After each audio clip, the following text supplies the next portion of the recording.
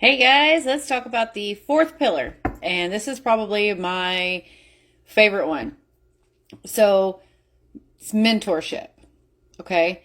Mentorship is basically someone holding your hand or a group of people holding your hands to help you get to where you want to go. You're going to want to find somebody that you look up to or admire, and you don't have to talk to them. You know, it could be content on TikTok or Facebook or anything like that, but someone that kind of gives you inspiration and you feel like you can look up to them.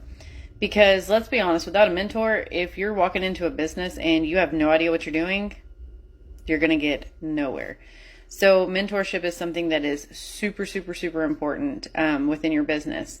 And that's everybody within your community. One-on-one coaching, that's maybe chat messages or Zoom calls, things of that nature where somebody is there to help you along the way 110%. So if you don't have mentorship, I highly suggest you find a place to get you some. Whether, like I said, it's TikTok, Facebook, or reach out to somebody that does that can help you with your business, because it is so, so important to have a mentor to guide you in the right direction. Hope all this helped. If you have any questions, leave me a comment or save this video for later.